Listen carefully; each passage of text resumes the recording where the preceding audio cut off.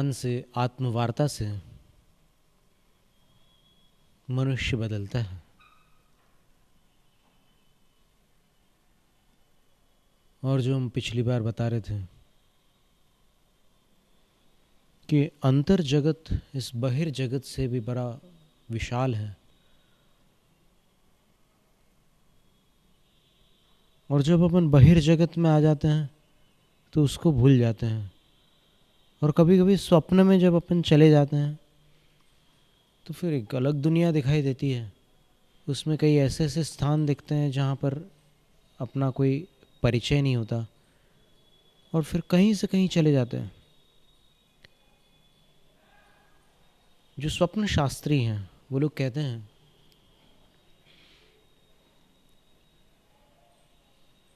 कि dream state में alpha और बीटा, इनको छोड़कर कभी कभी थीटा तरंगें भी आ जाती है।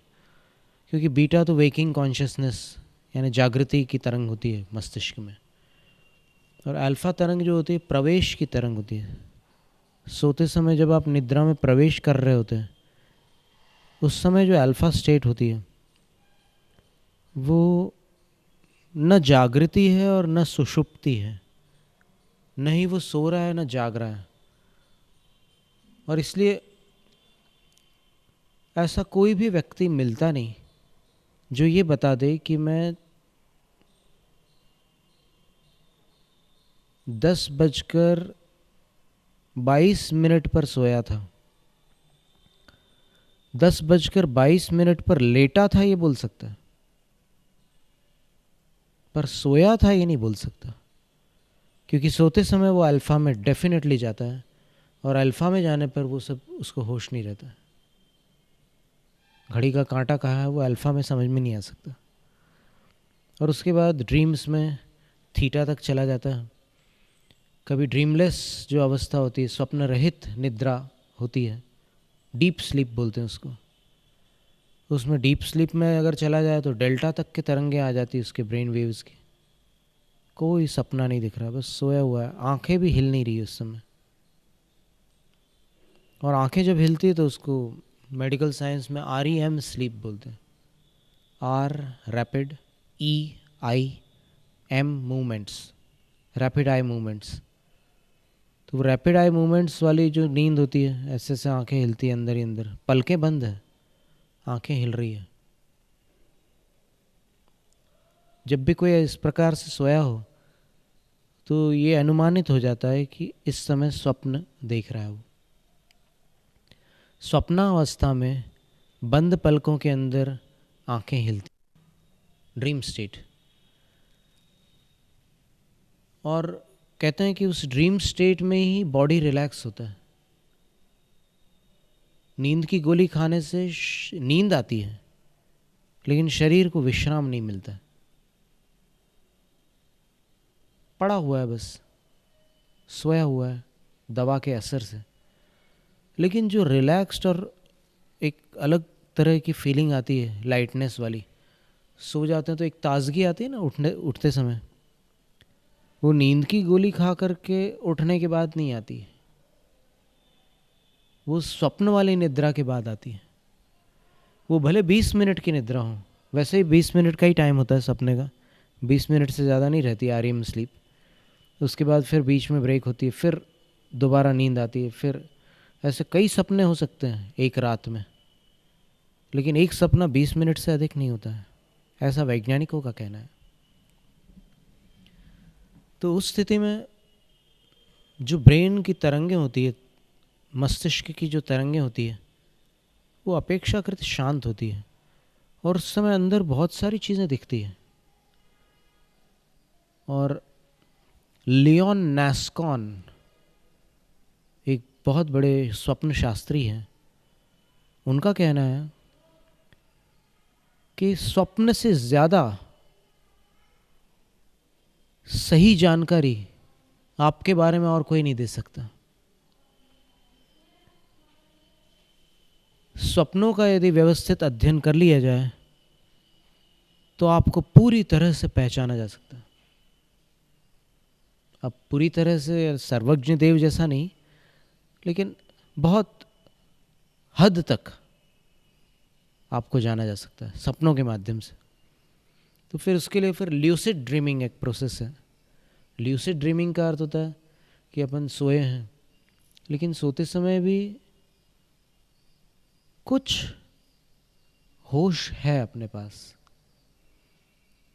यानी वो ब्रेन को इस तरह से प्रोग्रामिंग करके सेटअप कर लेते हैं कि सोने के बाद जब उठते हैं और नींद चली जाती है, तब वापस उसको रिकलेक्ट कर सकते हैं अपन कि सोते समय क्या क्या हुआ था अंदर।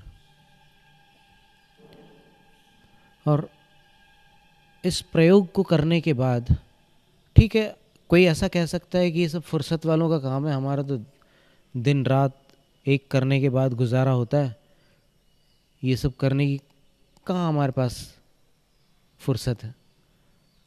ठीक है, चलो कोई बात नहीं, आपकी भावनाओं का भी हम आदर करते हैं, क्योंकि सारे जीव यहाँ पर इस संसार में अपना अपना योगदान दे रहे हैं। ये दुनिया एक के भी बिना नहीं चलती, सबकी मदद से चल रही है। एक कम हो जाता तो किसी और को आना पड़ता है उसकी पूर्ति करने के लिए, और तब दुनिया चलती है। इसलिए एक एक प्राणी कीमती है। तो अगर उस जगत को अपन देखते हैं तो पता चलता है कि कभी कभी कुछ स्वप्न ऐसे होते हैं जिसमें अपन उसी स्थान पर 2 बार 3 बार गए हैं सपने में। यहाँ लाइफ में अपने को मालूम नहीं, वो स्थान कभी मिला नहीं है, लेकिन स्वप्न में अपन देखते हैं कि ऐसा कोई स्थान है जहाँ पर अपन 2-3 बार जा चुके हैं। कभी कभी ऐसा भी लगता है कि कई बार गए हैं हम वहाँ पर। बिल्कुल जाना पहचाना स्थान है, और नींद खुलने के बाद कुछ याद ही नहीं रहता, बिल्कुल ख्याल ही नहीं रहता कि वो कौन सा स्थान है। पर जैसे ही सपना आता है तो फिर सारा चिर परिचित होता है स्थान। ये स्वप्नों का भी एक बड़ा अद्भुत जगत है। स्वप्न क्यों आते हैं, कैसे आते हैं, उस समय क्या चलता रहता है अपने अंदर।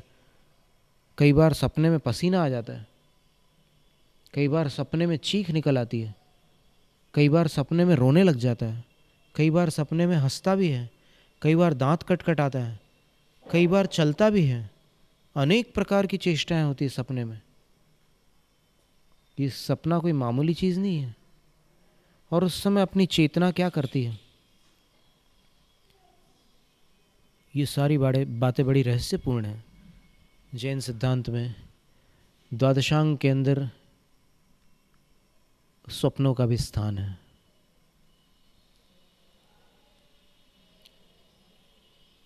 षटखंड आगम की जो टीका है उसका नाम धवला है। उसकी 9वीं पुस्तक में नमो अट्ठंग निमित्त कुशलाणम, जो तीर्थंकर के प्रधान शिष्य होते हैं,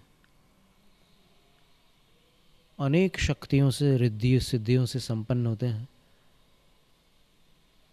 वो उन मुनियों को प्रणाम कर रहे हैं जो इसके जानकार हैं। वो स्वयं भी जानकार हैं, लेकिन जानकार ही जानकार की कीमत को पहचानता है, इसलिए उनका किया हुआ नमस्कार मायने रखता है।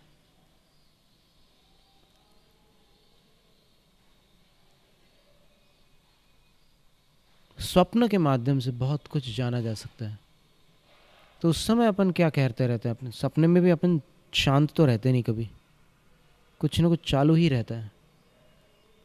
कभी कभी जहाँ गए थे उन स्थानों पर वो आते हैं सपने में, कभी कभी जहाँ पर नहीं गए वहाँ भी चले जाते हैं। कभी कभी अपनी अतृप्त इच्छाओं की पूर्ति सपनों में हो जाती है। कभी अच्छे सपने आते हैं, कभी बुरे सपने आते हैं। कभी सपने में अपन पाप करते हैं, कभी सपने में अपन पुण्य कार्य कर लेते हैं, सत्कर्म कर लेते हैं। ये सब चलता रहता है।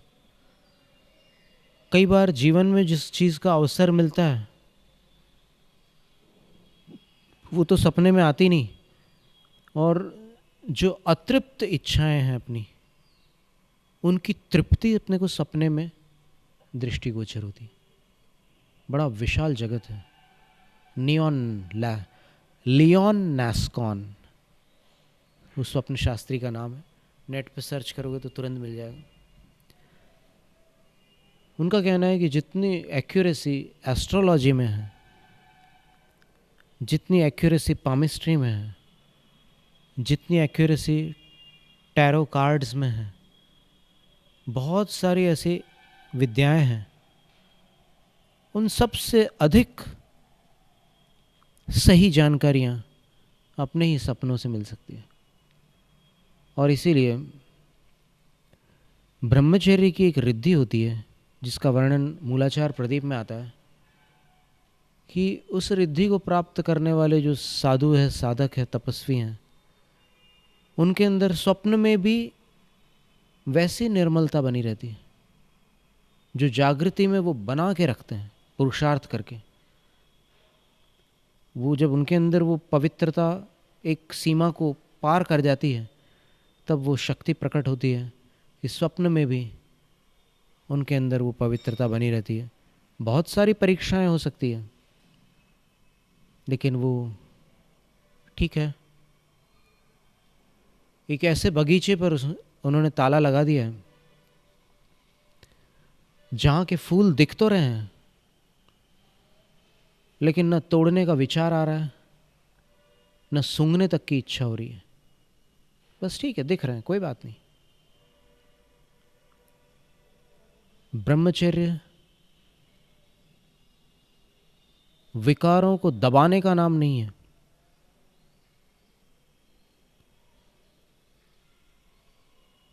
विकारों को पूरी तरह अपने होश में जागृति के साथ जाना कि मेरे अंदर ऐसी स्थिति में या ऐसी घटना देखकर या ऐसे चित्र देखकर या ऐसे गीत सुनकर या ऐसी आवाज़ें सुनकर कुछ इस तरह के विचार आते हैं। वो मेरा लक्ष्य नहीं है लेकिन आ रहे हैं। अर्ज, अंग्रेजी में उसको अर्ज कहते हैं, आवेग। वो आवेग बहुत प्रकार के हैं। जो पुराने मनोविज्ञान के शास्त्री लोग थे वो कहा करते थे कि अर्ज को कभी रोको मत, क्योंकि वो एक एनर्जी है, एक ऊर्जा है। रोकने से वो समाप्त नहीं होगी, वो कभी ना कभी उभरेगी और फिर तुम्हारे अंदर वही स्थिति बन जाएगी, तुम वही के वही रहोगे, कमज़ोर के कमज़ोर रहोगे। लेकिन जैसा हमने एक बार पहले भी कहा था, मॉडर्न साइकोलॉजी के एक बहुत बड़े विद्वान हैं विलियम वॉकर एटकिंसन। उनका कहना है कि delay a passion and it will fade away. आवेग की पूर्ति न करके उसको टालते वो विलीन हो जाएगा। साधना मार्ग में यही शिक्षा दी जाती है। बड़े बड़े जो साधक होते हैं, बड़े बड़े जो गुरु होते हैं, जिन्होंने मन को काफ़ी कुछ वश में कर लिया होता है, वो यही कहते हैं कि इच्छा की पूर्ति करने से तुम बलवान नहीं बन सकते। दुनिया अपनी इच्छाओं को पूर्ण कर रही है, किसको मनोबल की प्राप्ति हुई है। और जहाँ कठोर साधनाएं कराई जाती, चाहे वो खेल जगत हो या फिर अध्यात्म जगत हो, वहाँ पर इच्छाओं को दूसरी दिशा में मोड़ा जाता है। मन रुकता नहीं है, मन की दिशा भर परिवर्तित की जा सकती है, तो उनको दूसरी दिशा दी जाती है। उन खिलाड़ियों को सब कुछ दिख रहा है कि कौन क्या कर रहा है, मेरा भाई क्या ठाठ कर रहा है, वो सब दिख रहा है उसको। लेकिन उसको ये कहा जाता है उसके कोच के द्वारा, गुरु के द्वारा, तुम्हें वक्त मिलेगा वो सब करने का, सब्र रखो, अभी लक्ष्य की ओर ध्यान दो। अगर तुम इधर रहकर उधर की सोचोगे तो उधर का तुम्हें मिलेगा नहीं, और उधर रहकर इधर की सोचोगे तो इधर का नहीं मिलेगा। अपनी शक्तियों को केंद्रित करके देखो। अगर ब्रह्मचर्य का अभ्यास करना है तो प्रारंभ करो 2 हफ्ते से, फिर 30 दिन का अभ्यास करके देख लो। और स्टुअर्ट सवाट्स्की ने जो 23 साल रिसर्च किया ब्रह्मचर्य पर, उसका कहना था कि हर इंसान को जीवन में 3 महीने का अभ्यास तो एक बार करके देखना ही चाहिए, और उसके बाद फिर 6 महीने का अभ्यास करके देख लो। और अगर आप इन चारों अभ्यासों में सफल हैं तो फिर आप क्वालिफाइड हो गए, आप मन के गुलाम नहीं रहे।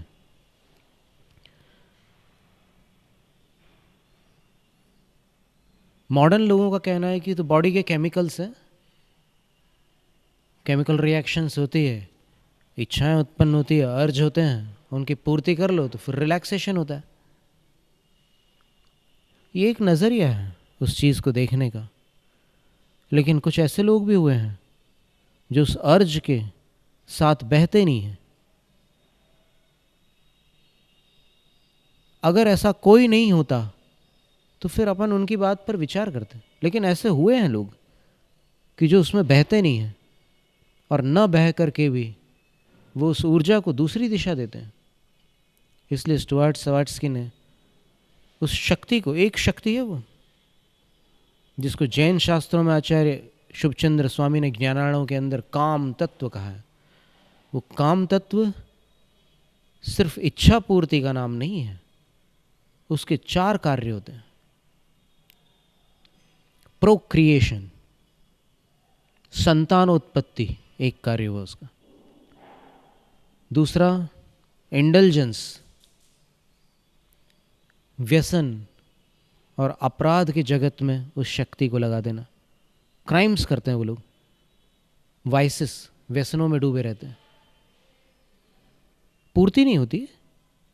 वो तो उस बुक में उन्होंने, अपनी रिसर्च बुक में इंटरव्यूज़ तक दिए हैं ऐसे लोगों के, व्यसनियों के,